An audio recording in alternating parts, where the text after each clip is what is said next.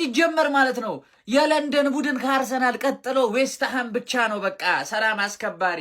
ትንሽዬ እንኳን ቆፍጠና አትሉም? ትንሽዬውን አንድ ጎል እሺ፣ በጣም ከፋ ከተባለ 2 ጎል 3 ጎል በ45 ደቂቃ ይገባባችኋል። ምን አይነት ፉልሃም! በጣም የሚገርመኝ እኮ ማለት ነው ፉልሃሞች አግቡ በግድ አግቡ ነው። የመጀመሪያውን ጎል አይታችኋል። እነሱ ናቸው አሲስት ያደረጉት። በእናትህ አግባ ብሎ ነው ሳንደርበርግ አሲስት ያደረገው። እስሚዝሮ ምን ነው ቂም ይዘህብናል ነው? ተቀያይመናል ነው? ችግር አለ ነው? ያንን ኳስ ማግባት አቅቶ ነው? ኧረ በስመ አብ! አትሆኑም። በቃ ደህና ደሩ። ደንቆሮ ትለኛለህ አሁን። ወያላ መጥቶ እኛ ስንቋጥር አልነበረም ምናምን እኛ የራሳችን ነጥብ ምን አገባን ይላል።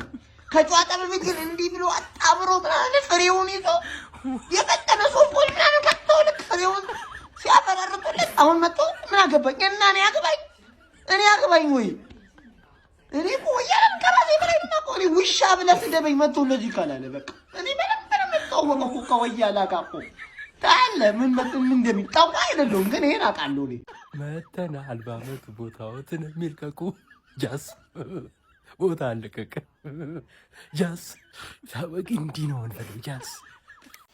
እሺ ማን ሲቲ ከጌሙ በፊት የጠየቁትን ጥያቄዎች በሙሉ የሰር ብሎ መልሶልኛል።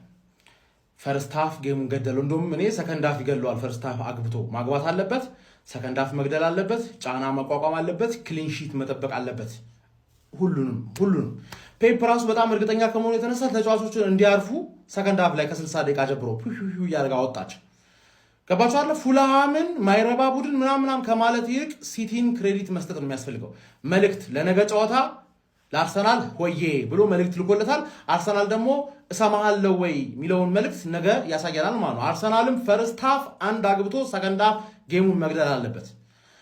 ክሊንሺት ምናምን አይጠበቅበትም። አርሰናል የክሊንሺት ማስተር ነው። ሲቲ ግን ክሊንሺት ማሳየቱ አሪፍ ምልክት ነው። ብሬንትፎርድን ካሸነፍን ተመልሶ ወደ 6 ውልቭዝን ደግሞ ተስተካካይ ጨዋታ ሲቲ የሚያደርገውን ውልቭዝን ካሸነፍን 9 የማድረግ እድል አለን። ነገ መልእክት መላክ አለብን ግዴታ። ከ3 ነጥብ ውጪ ምንም አይነት ነገር ተቀባይነት የለውም። እጅ አልሰጥም እያለ ነው። እያያችሁ ነው አይደል? እጅ አልሰጥም እያለ ነው። ግን በርናንዶ ሲልቫ የተናገረውን ንግግር ከሰማችሁ 9 ነጥብ ከሆነ ምናምን ብሎ ነበር እና 9 ነጥብ ስናደርገው ተስፋ እንደሚቆጡ በቃ 2-3 ጨዋታ ነው የቀረን። 2-3 ጨዋታ ስግጥ ብለን ተስፋ እናስቆርጣቸዋለን እነዚህ ሰዎች ማለት። አሁን ግን ወዬ እያሉ ነው። እኔ ደግሞ ነገ ወዬ ጫና ምናምን ነገ የምን አባ ጫና ማን ታየዋለህ we are the gunners። እሺ ጀማው መልእክት መሆኑ ነው። ፔፕ ጋርዲዮላ እንግዲህ ከባድ መልእክት ጀማው፣ በጣም ከባድ መልእክት 3 ጎልና 3 ነጥብ ወስዶ እንግዲህ ወደ አርቴታና ወደ አርሰናል መላክ ችሏል ጀማው። ይሄ ቀላል መልእክት ነው ብዬ አላስብም። ምክንያቱም በሚያስገርማችሁ ሁኔታ ማለት ነው ጎል አልተቆጠረበትም ሲቲ ላይ። በጣም ያስገረመኝ እሱ ነው ጀማው። ይሄ ቲም ደካማ ጎን የነበረው ዲፌንሲቭ ኦርጋናይዜሽኑ ነበር። እኔ ቢያንስ ሰከንድ ሃፍ ላይ የሆነ ጎሎች ይቆጠሩበታል፣ አሁንም ይሄ መከላከል ድክመቱ አብሮት አለ ብዬ በጣም ጠብቄ ነበር። ግን ዛሬ ፍጹም ሆኗል። በተለይ ደግሞ ይሄ ጌ የሚሉት ተጫዋች ማለት ነው የሚገርም ኳሊቲ ያለው ተጫዋች መሆኑን በዚህም ጨዋታ ላይ አስመስክሮ ወጥቷል። የሲቲ የመከላከሉ ሂደት መጥፎ የሚባል አልነበረም። ዛሬ በጣም ቆንጆ ነበር እና 3-0 በሆነ ውጤት ክሊንሺት አስጠብቆ 3 ነጥብና 3 ንጹህ ጎል ይዞ እንግዲህ ወደ አርቴታ መልእክት ልከው ወጥተዋል ማለት ነው። ሲቲዎቹ ከዚህ በኋላ ትክክለኛ የዋንጫ ኮንቴንደር እንሆናለን የሚል ሀሳብ ያለው አይነት ቡድን ነው እያሳዩ የሚገኘው። ግን ጣጣ ያለው እኛ በራሳችን እንወጣለን። የዛሬ ግን ጎል ሳይቆጠርብሽ ወጣሽውን አወጣጥ ሳላደንቃላል። ይመቻችሁ። ፔፕ ጋርዲዮላና ሰራዊቱ ያራዳ ልጆች በሚገርም ሁኔታ ዛሬ ያለ ምንም ጎል ፍቃድ ሳይሰጡ 3-0 በሆነ ውጤት ማለት ነው ፉልሃምን ጥጉን አስይዘውት አባረውታል ማለት ነው። በሚገርም ሁኔታ ባሳለፍነው ሳምንት ሊቨርፑልን 2-1 ያሸነፉት ሲቲዎች ማለት ነው ዛሬም ደግሞ በሚገርም ሁኔታ ፉልሃም እንደዚሁ አሸንፎ ከአርሰናል ጋር ያለውን የነጥብ ልዩነት ወደ 3 ማጥበብ ችሏል። አርሰናል ነገ ከብሬንትፎርድ ጋር እስኪጫወት ድረስ ማለት ነው ያራዳ ልጆች ቀድሞ ማሸነፋቸው አርሰናል ላይ ከፍተኛ ጫና አሳድረው እንደሚገቡ ምንም ጥያቄ የለውም ማለት ነው። ይህንንም አስመልክቶ ነገ እስኪጫወት የ3 ነጥብ ልዩነት ይኖራል ማለት ነው በመሃላቸው። ዛሬ የፔፕ ጋርዲዮላው ሰራዊት እጅግ በጣም አስደናቂ ነበሩ ማለት ነው። ሃላንድ ወደ ጎል አግቢነቱ ተመልሷል ማለት ነው። ሁለተኛው ጎል ኦሬሊ ላስቆጠረው ጎል ራሱ የሰራው ስራ እጅግ በጣም አስገራሚ ነበር ማለት ነው። ሴሜኒዮም እንደዚህ ጎል ማስቆጠር ችሏል። እስቲ ሀሳብ አስተያየታችሁን ኮሜንት ላይ ያራዳ ልጆች፣ የፕላስ ምልክቷ እንዳትረሳ፣ በደም ሼር ኮምፕሊት ይደረግ። ማንቸስተር ሲቲ ከመሪው አርሰናል ጋር ያለውን የነጥብ ልዩነት ወደ 3 በማጥበብ በዋንጫ ፉክክር ውስጥ አሁንም አለው እያለ ይገኛል። በ26ኛው ሳምንት እንግሊዝ ፕሪሚየር ሊግ መርሃ ግብር የፔፕ ጋርዲዮላ ማንቸስተር ሲቲ የማርኮ ሲልቫውን ፉልሃም በኢታድ በማስተናገድ 3-0 በሆነ ውጤት ከክሊን ሺት ጋር ጣፋጭ 3 ነጥብ ማስመዝገብ ችሏል። በዚህ ጨዋታ ላይ ማንቸስተር ሲቲዎች ጌሙን የገደሉት ፈርስት ሃፍ ነው ማለት ይቻላል። ሁሉም እውነት የተፈጠረው ፈርስት ሃፍ ነበረ። ሶስቱንም ጎሎች ለማንቸስተር ሲቲ ማስቆጠር የቻሉ ተጫዋቾች አንቷን ሴሜኒዮ፣ ኦሬሊ እንዲሁም ደግሞ ኤርሊንግ ብሮት ሃላንድ ነበሩ።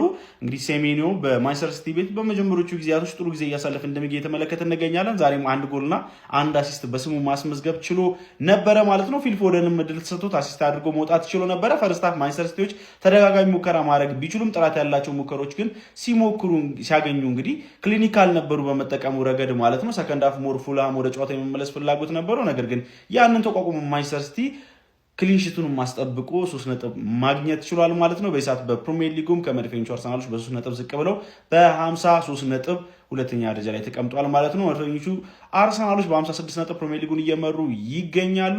ነገ ቀሪ ጨዋታቸውን እንግዲህ ከብሬንትፎርድ የሚያደርጉ ይሆናል ማለት ነው። ለማንኛውም እናንተ ስለዚህ ማንቸስተር ሲቲ ምን ትላላችሁ? ሀሳባችሁን አካፍለኝ። የፕላስ ምልክቱን መጫን እንዳትረሱ። 3 ነጥብ ይላል ጃስት አርሰናል ዓለም አቀፍ ቋጠሮ ነገ የማካሄደው ማለት ነው። አንተ በጣም ነው እንዲህ የምንችለው። ቆይ ምንድን ነው እንዲህ ፕራይም ሲቲን ያየው እኮ ነው። እንዴት ነው ሙሉ 11ዱ ምርጥ ሊሆን የሚችለው? አንተ ስታስበው በኢየሱስ አንተ ዋን ኦፍ ዘ ቤስት ሳይኒንግ ማለት ማገሂ ነው። ምን አይነት ፐርፎርማንስ ነው የምታሳየው? ኧረ ባይ ዛሬም የጨዋታው ኮከብ እሱ ነበረ ፉልሃም ላይ ማለት ነው። በቃ ምንም ነገር የለም። በክሊንሺት ነው የወጣ ነው እኮ እሱና ዲያዝ አለ። ኑኔዝ ፕራይም ላይ ነው ተወሱን። በዚህ አስብ ከኋላ ዶናሩማ ነው። በጣም ነው እንዲህ የምንችለው። ቆይ እረፉ።